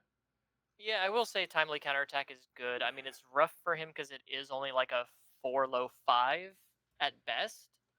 And oh well, then I guess if he gives it 2-2, it's a 6 low 7 on a 3 diff. Okay, yeah, we could put him in B. Yeah. Timely counterattack is really good. I think the fact that he can just constantly have access to it, so he is a pseudo 7-hander, be essentially a 7-31, because as long as he has a weapon, and it's weapon cards, so you can even have foundation. So if you have the one mid block with we've just big enormous axe, one mid block that you can block with, pick it back up. Let's go. There's also an air foundation that says commit if you try to block with a weapon, the block modifier becomes 0. Yeah. So you have a 0 mid breaker 3. All right, yeah, I could keep him in B. B's fine. He's good. Yeah, I think Levi just deserves to go to B there, purely off the back of the fact that he can manipulate the breakers, he can push your opponent into going, yeah, what are you gonna do for it? And the fact that he is, although he's gonna be burning himself, we've seen with things like Molly Mock, that doesn't matter. Yeah, that's really, really strong. Now we move on to Mikasa Ackerman, his Yoru Hope. I hope I said that right. Survey Corps, Air Death, Enhanced Reveal 1 weapon card. This tag gets plus X damage. X equals the revealed card's block modifier. Enhanced Sacrifice 1 foundation, draw 2 cards. Now, why does she have this and Jean gets that? Because that's not once per turn. Because Mikasa's a main character. Oh, I'll just go with Death, the thing that benefits the most from destroying foundations, and I'll give you 2 cards for it. Yeah, especially like with some of the cards we've talked about, like Enormous Axe, Reinforcements. You sacrifice them, they replace themselves with a ready foundation, and you drew 2 cards. You are definitely in, five-hander troubles, but there's so many ways to clear cards on the air symbol. Yeah. I actually think she could be an A tier 5-hander. That's like the idea of just going, I'll flip weapons clash, build a face down command. Cool, I'll sacrifice it, draw 2 cards. God damn it! That's also not your turn exclusive. No, it is not. So you don't have to worry about your defense as a 5-hander. You can just, I'll sack a committed foundation, and draw 2 cards, let's keep going. And the fact that that says weapon card, not weapon attack, means you can just show foundations and go, yeah, this is going to get 3 damage, 3 speed. The fact that this is on... You can show timely counterattack. It gets plus 3 damage, and I've got a breaker 2 in hand. Breaker 3. Breaker 3 in hand. Excuse me. And you can literally go Deception Dagger, remove for speed, show timely, and go, let's go. Here's my 6/8 that's committed 2 down. Yeah, I can definitely see Mikasa being an A tier 5-hander. Five-hander. Yeah. Like I said, she is gonna have like your standard five-hand problems of sometimes she just draws bad. Yeah, But but you do have it's weapon foundations like making preparations, survey core elite that can be picked up. Jump into actions at 2 diff, or a two mid block, but you can give that 3 damage if need be. So once you do get rid of your rivals' defenses, you can start hammering away. And just the clearing ability on air that we have seen. Hell, yeah, you could run Rallied Assault. It's a two check, but it's a weapon. Blitz, spend a momentum. If you did, remove all other cards from all players' card pools. In this attack, it's 1 speed and 1 damage for each card removed this way. Then draw 2 cards. And oh no, wait, this is on fire. Never mind, yeah. I'm stupid. You can I hit run the the wrong. you can run the double blade spin or strike that you mill 3, pick up a weapon, which means you can be picking up something that gives you additional damage as well. Yeah, Yeah. she's got lots of You can run synergy. lethal. Her own lethal rending has a 4 mid block, so you could just hold that in hand and give +4 to all of your attacks. Yeah, Death. I think you can hold an invincible body. Oh, I don't know if that's a weapon though. Probably not. Invincible body is not a weapon. No. No. I'm sure there's weapons out there that have just got high block modifiers because it's synergized. There are going to be times where you don't draw well enough. Yeah, sure, but with Death and Air, you have access to lots of defense, especially on Death where you've got Keiko's aid, Genkai's guidance. Yeah, you've got cut deep randomly, which is a weapon foundation with a 3 mid block, and you can flip a foundation if your attack deals damage. Your rifle loses 2 health, so you can just keep stacking on damage multipliers once you've got their defenses down. Let's move on to I do not know how to pronounce it. I've not had a chance to watch the video for this one. Pieck, according to Response on Play, who Pieck. gave everyone the canonical names and exactly how to pronounce them. So shout out to Response on Play. It's Pieck Finger. Pieck Finger Panzer Unit Cartman. Yeah. Warrior Titan Death Order Commit. Build top card of your deck face down. First enhance Tenacious. Sacrifice 1 foundation. This attack is +2 speed, +2 damage. You may transform Pieck Titan Finale. After this character is transformed, you may search your deck for 1 copy of Anti-Titan Artillery and build it. So you're just equipping the big cannon on its head. And Tenacious, sacrifice 1 foundation. This attack gives +3 speed, +3 damage. And you may transform. So you get to just flip back and forth. Yeah, but you get to just start that off by building top card of your deck face down by committing it, which isn't matter because they're both abilities tenacious. So you're always going to have the way to start it, and you just get to pay 2 foundations for 3/3 or for 3/2 or -3/2. Yeah, I think she's going to be an A tier. Like I said, Death has a lot of cards that build themselves back in. That you don't need to worry about the cost of sacrificing too much. This is a character that really benefits from One for All First Wielder, which after you transform, I think you draw a card and gain 2 health. Yeah. There's a lot of there's gonna be lots of stuff that gets to utilize that draw ability. Well, not even the draw ability. Oh, you gain 2 health and ready a foundation. Yeah, and that's a tenacious ability too. So that's really good. You can keep yourself alive and ready more foundations to keep stringing. I think she's going to be an A tier character. I don't think she's S, Richard, purely from the fact that you're debuilding 2 foundations every time to do it. This isn't a character. True. This isn't a character you can just throw in turn 2 when you've built 6 foundations. It's not a Godzilla situation where if you get a city rampage and then just go, you're dead now. Because 1, you don't get city rampage here, and 2, every attack you're going down at least 1 foundation to defend or deal damage. Yeah. Is she nuts? But I think she is an A tier character. Not quite S yet. She needs to set up. If you're in Magical Christmas Land and you literally start your turn by going enormous axe, checking pure 5s, then yeah, you're just going to get to have a lot of fun. But Yeah, absolutely. majority of the time you're going to sit there, you're going to build to 10 foundations, you're going to get debuilt back down to 5, and you're going to go, oh well, okay, I don't get to do anything here. Yeah, little rough there, but But the difference there, Richard, yeah, is I do think she's really good.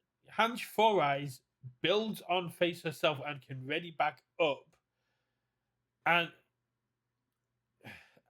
and is also a 7-hander, so he's more likely to see the attacks. She's going to run into 6-hand problems. She doesn't have the rebuild capability of life, which Hange had. Yeah, that is one of the things you're going to be struggling with is rebuilding, unless you're hitting all of those 3 diffs that can rebuild themselves in, or like weapons clash and things like that that can free build your foundations. I mean, and I think Enormous Axe and Weapons Clash are the real only free builds. You don't have. Reinforcements. If it's sacrificed for a cost, you get to build one in for free. Yeah, it's a cost, but I just have to quick. You do get Greater Goal. You don't get Desperate Plea. You don't get ways to rebuild in. So defensively, she's not the best. You're kind of relying on the aspects there. You haven't really got. She's not S. No, she's not S, but I would say she's an A. She is going to be one of these flippy, self-sacrificing aggro characters, I think, because she will free build 1 each turn cycle just from herself. So, and that does build in ready. So you do just get to, if you draw 1 attack, pop off on that. And there's plenty of ways that you can try to capitalize on. If that was a form as well, then maybe. I think if that was a form as well, she'd be a little bit busted. Yeah, if that was a form when you can play Warhammer Titan Attack Center, which you sacrifice the foundation, build this as a backup after it resolves, but then after it is built in, you just lose a stamina for basically +1 speed and +1 damage on all of your attacks.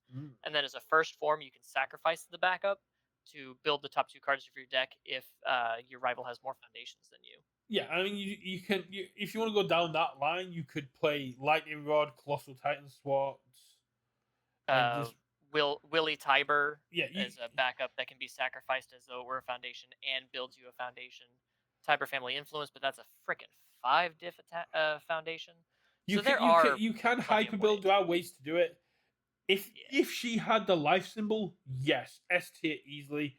You can kind of utilize it on what you're going through there. Lightning Rod is a great way to go through that. You can't use the rebuild foundations with Lightning Rod.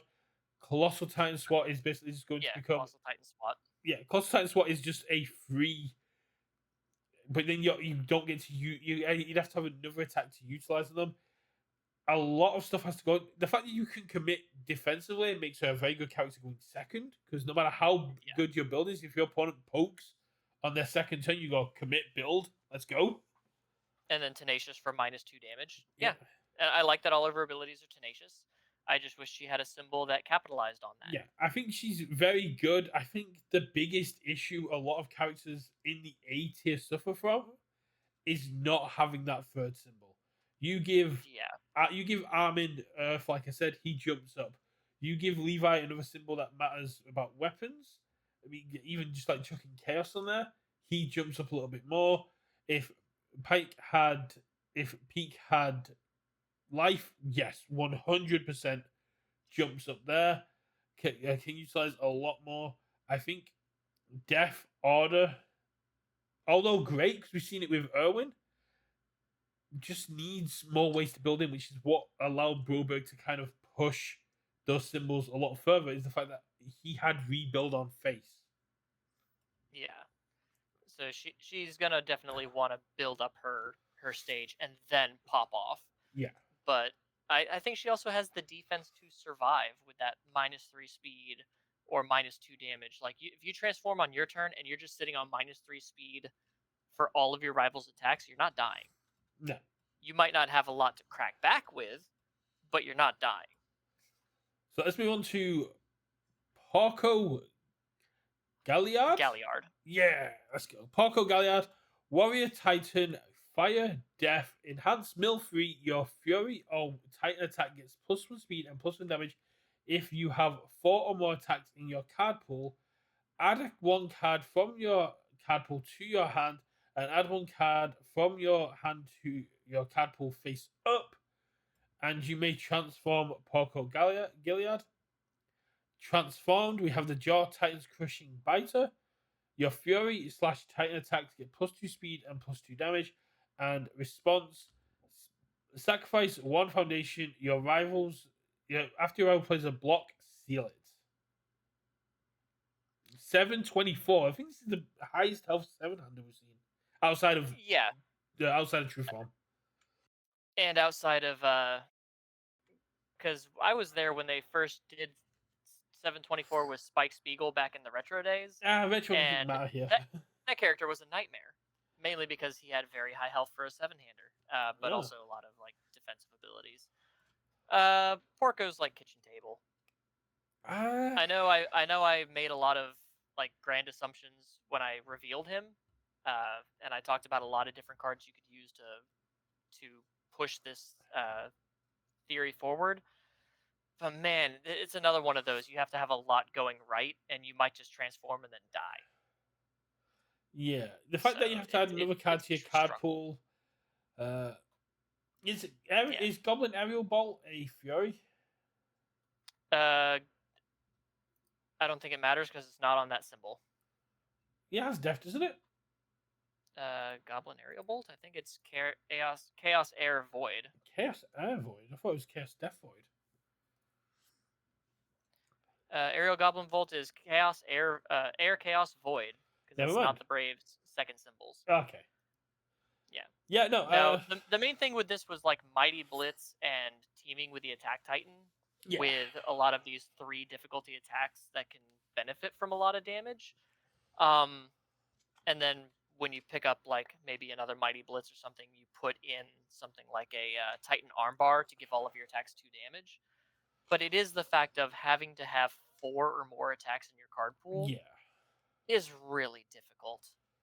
Even if you are a 7-hander, you have no defense on face. It's a struggle. So I would put him in like the kitchen table, maybe fun for locals, but I don't even think people are taking this to locals. No, I think, I mean, the only thing I can see, and I don't even know if it shares symbols, things like Mighty Blitz or cards that stuff the card pool when they come in. But then Mighty Blitz shares a symbol. But then you're still adding more progression to your card pool, which means you're not utilizing the Jaw Titan Crushing Biter immediately. And you don't have any clear on these symbols, or very little clear on these symbols. Not a lot to mitigate progressive difficulty. You may transform, but then it's going to go to your rival's turn, and you might just die. And you the odds need of you to transform and then have another turn. Yeah, the odds of you transforming in your opponent's turn are very slim. Not impossible. Don't get me wrong. True, if you're blocking with a bunch of attacks. And if we get reversal back. I'm not gonna hold my breath. But yeah, he's kitchen table. I don't think there's a lot more to say about. For those who aren't in I think they just gave him to me because his name is Porco, and the joke is I eat a lot. But the joke also there is we were meant to be talking about the game state and reversal today, but we chickened out and did a tier list instead. Yeah. So, yeah, I think Porco can quite nicely head down to the D tier. It's one of the things that if I want to do this, why am I not just playing Devil Jin? Yeah, he's just a worse Devil Jin. I think he'd be great if you did like a strictly worse format. So you're like, you're bringing Devil Jin. If you want to play Devil Jin in Attack on Titan Spotlight, sure. But even then, I don't think you're. Even then, you don't. But it's one of those things. If you turn up to an event, we're playing a format called Strictly Worse. So if you want to play Devil Jin, you get Porco. If you want to play, Ymir, if you want to play Elder Toguro Party Bomb, you get Falk instead. Yeah. Who can still do very well, don't get me wrong. That's probably not the best example of the second one.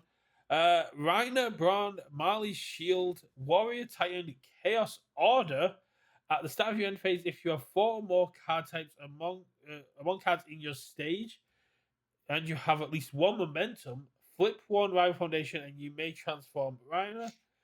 First form, your non-attack cards get -1 difficulty. Your attack, your rival flips 1 foundation. Fun. And then when you flip, you get Armor Titan. Your attacks get +1 damage for each card type among cards in your stage. Rival attacks get -1 damage as a flat out and response. Commit 1 card in your stage. After after a attack is played, commit or flip 1 rival foundation. So that's a choice commit Or a choice flip. or choice flip. Yeah. This guy plays the Order Secret rare really well. Yeah. Because he can just turn your rival's full stage face down. That thing has Ruin 3. And you get to build a foundation from your hand and search your deck for any card you want. But this is a really good Ruin character, where you're just forcing your rival to flip. You're playing maybe a bunch of Chaos or Infinity Ruin cards. Yeah. Um, Because it's response before Blitz, so you respond, they flip, and then you go, cool, Ruin 1, and then you get rid of it. So you're turning a commit cost into a sort of let's go. And yeah, because you can flip a ready foundation on his armored side, and then if you ruin and they don't have any other committed face down foundations, they have to get rid of a ready resource. I also like the fact that you can take assets and backups that do nothing in your opponent's turn, commit those to commit your opponent's foundations and make them flip them as well. Yeah, that is really cool. Getting there sucks. Yeah. You have to have foundation, character, backup, asset. No. That's character, foundation. Well, you need to have all 4, yeah. Yeah, you have to have 4 or more card types. Are we alluding that we're going to get another card type? Possibly. So we got I hope character, that's just future-proof wording. I don't want to add more to the Hermit School right now. Character, backup, assets, foundation. So yeah, we could see more. We're running out of colors. Oh, but here's one. Does skill trees count? No, because they're not in your stage. Don't be daft. Your character's in your stage, and Sun Jin-woo has a. So if we could give Reiner a warrior skill tree, would that count? No. I do like the first form of all of your non-attacks get -1 difficulty. So if you play like big attacks, you're not, and you have to commit like 3 or 4 foundations to get your attacks online, you're not hurt in your building so much. So that's a little cool. This also makes City Rampage a 4 diff action instead of a 5 diff. So that's kind of neat. And like I do just like, hey, every one of my attacks, you're gonna turn a foundation face down. I feel like this. I'm gonna severely limit what you're trying to do. Did this get a functional matter to just be this turn? Abilities like this fall off at the end of the turn. I know. You know, at least one person's going to turn to local going, all my foundations are free after turn 4. That would be ridiculous. No. But I'd say he's C or B. If you can transform, he's pretty B, but if you can't, he's just kind of a C that's going to be here to just make your rival annoyed until you can get the asset and the backup, into your stage.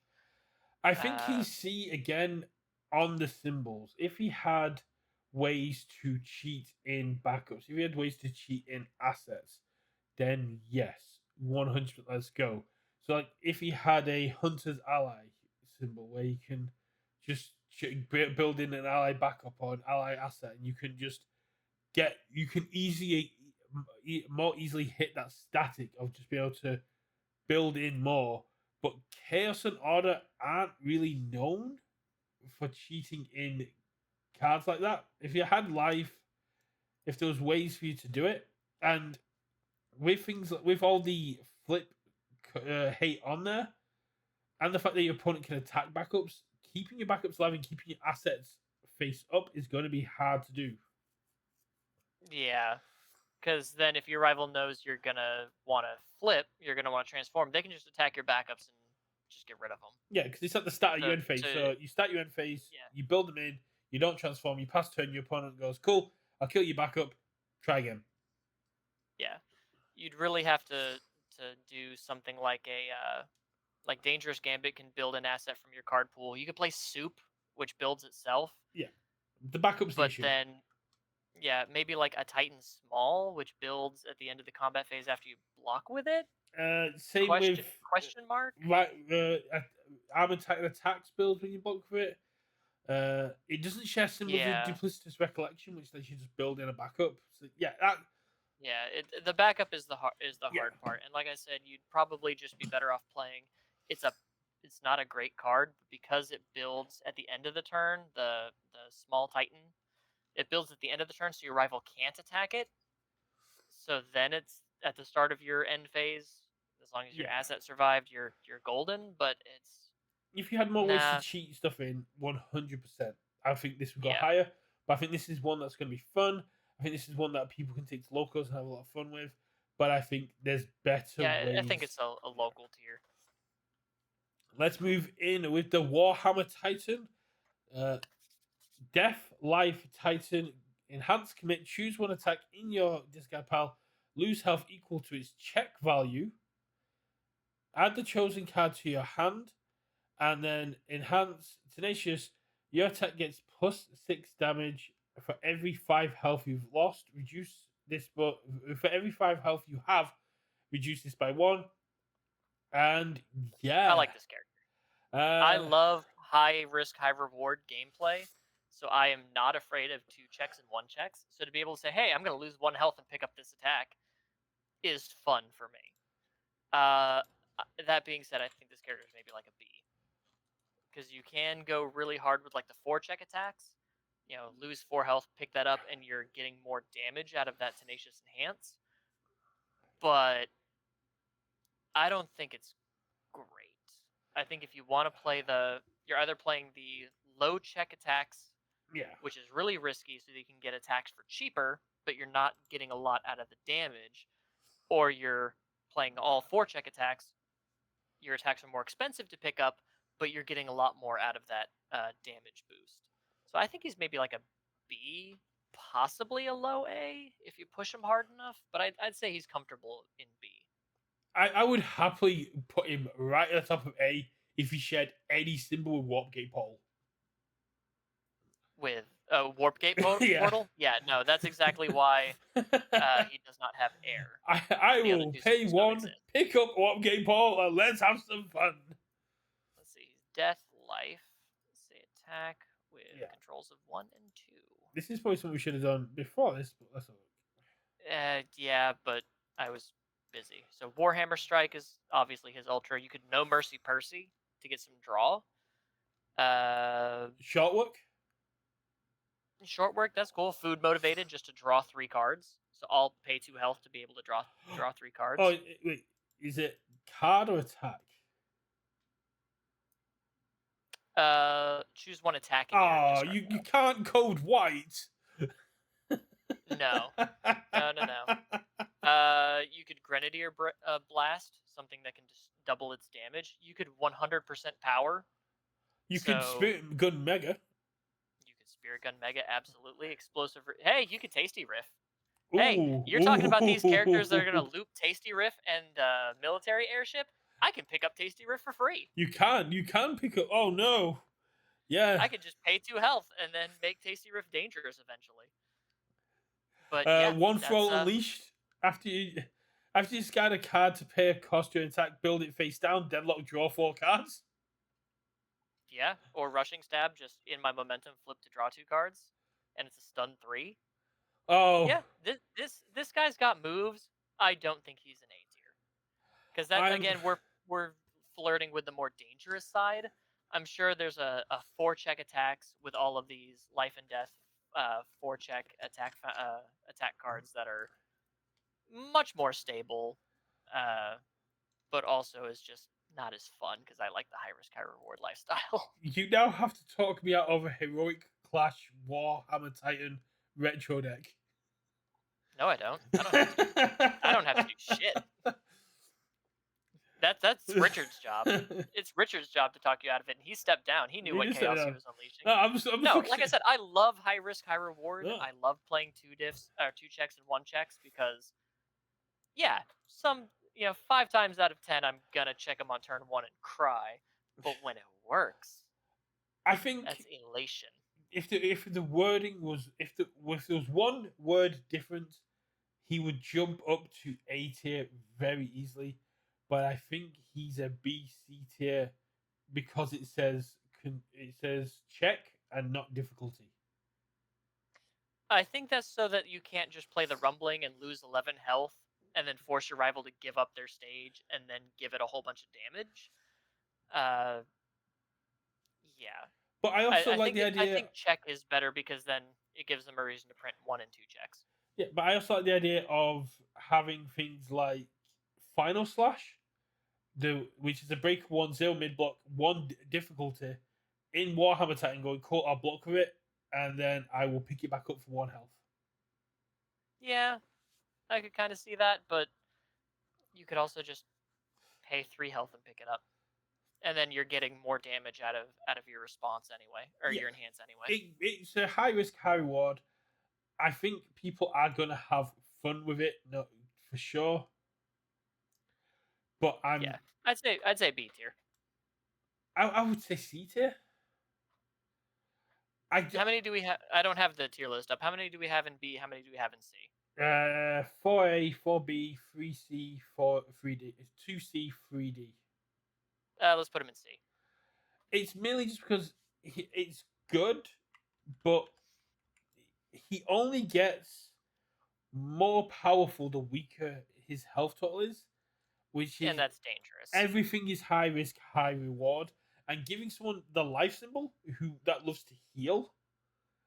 Which can then mitigate some of that, so you can control it better. But you don't want to. You don't want to. You want to get to 5 health as quickly as possible to give everything ridiculous plus 5 damage. Yeah. If this was a death fire, which I could see losing health on your turn, gaining health on your rival's turn. Yeah. And that way you can mitigate it. So I could see like a low B, high C. Once someone cracks the code on him, I think people are going to have fun either way, especially people like me who love to gamble like that. So shall we talk about our final guy? Yeah, Scorpion's great, Richard, but Scorpion's entire thing was desperation. If we had a lot more desperation cards in here, Scorpion didn't reduce the damage based on the amount of health he had. He was just like, if I'm less than half health, all my attacks get +6. Everything I'm throwing, stupid. Yeah, everything you're kind of throwing at the start is going to be 1 damage. Even if you pick up another health, even if you pick up another attack, you're going to lose 4. You're still not getting You're still not getting +2 damage because you've only taken 4 instead of 5. Instead of 5, yeah. That's the issue. Like if you could pick up any card, I think this would jump up a lot higher because on defense, I could say commit, lose 5, pick up a foundation with breaker or an omni block, stop myself taking damage. You go, cool. I've stopped this attack, taken a lot less damage, lost 5 health, but now I get to pop it. We've had cards that kind of, was it Shoji that lost health to go get? No, it was another one that from set 1 MHA that lost health to pick up attacks. Never saw play. And I'm pretty sure that was cost, not check as well. My Hero Academia character. Oh, it might have been Ojiro 1. No, I'm in Future Standard. That might be it. Ojiro 1, I don't think so. If you want to talk about Zeke, I'll look at this. Shoji 1. Form once Shoji per turn. 1? Shoji 1. Form once per turn. Add an attack or foundation from your discard pile to your hand. Lose health equal to its printed difficulty. Never saw play. Yeah, that was kind of tough. And that's on the printed difficulty. You could pick up 0 foundations for free. For free on all evil or life. You could build. It can't be fixed for free every single turn. Nobody played it. Yeah. And so when we are losing more health for the same kind of ability, to me, it kind of just goes, it's not great unless you have Warp Gate Pole or what's the one that is the 1.3 million volts reprint? Uh, pressing the Pressing the advantage. advantage. Unless you've got something that is really going to end the game or change up the turn, which these symbols don't have. That's where my kind of line goes of it needs to be something very impactful if I'm going to lose 3-4 health, or I need to have that. I mean, he can pick up the Rumbling for 3 health. He can pick up Resurrected Titans for 3 health. He can pick up his own Warhammer Strike for 1 health. Yeah, but yeah, I agree. It just depends on how he's going to be built, and so, it's kind of a struggle of walking that line. Last one is Zeke Yeager, War Chief, Warrior Titan, Chaos Life. Enhance once per turn. Your next check gets plus X. X equals the number of backups in your stage plus 1. So you're always getting plus 1 to the check. Enhance, sacrifice 1 backup, gain 1 health, and draw 1 card. If there's at least 10 backups in your stage and discard pile combined, you may transform Zeke. And then if you have 2 more backups, your checks to play ranged or Titan attacks get plus 2. Commit 1 backup, gain 1 health, and draw 1 card. Yeah, so this guy's trying his best Caduceus/Recovery Girl impression. Yeah. If discounted shift attacks, guaranteed SA tier. What do you mean? If discounted shifts as part of its transform. Yeah, I mean they count while they're in your stage. Yeah, but they don't count all have Titans. So true, but they also get +2 to your checks to play them because they're all Titans. So, I mean, you can still play some of the shift stuff. I'm on about trying to transform. Having 10 backups in your stage or discard pile combined is quite hard.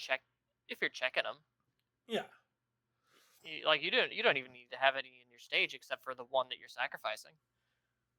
You could just have 10 in your discard pile and be like, cool, flip them over. That's what I mean. So yeah, you then have to have enough backups that early on you're going to see them. So if you have 20 backups, 20 foundations, 20 attacks, like the old Mimic kind of runs, you can't commit them to pass checks. Yes, you can enhance once per turn, make sure your next check passes, but you're starting to go down that risky line again.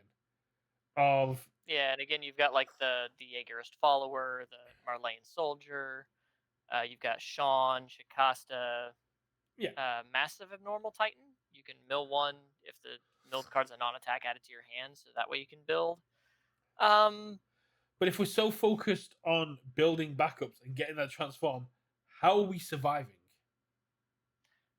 But he's gaining a lot of health, which sacrifices your backups to do that. Well, I mean, you're gaining plus 1 you get the once per turn. Plus you get the once per turn check boost. I see him maybe as a C or a B. I don't see him as being anything. Oh great. Yeah. I think he's very cool, and I'm very excited to see his alt art whenever that gets dropped. If when. But whenever a content creator opens it at this point.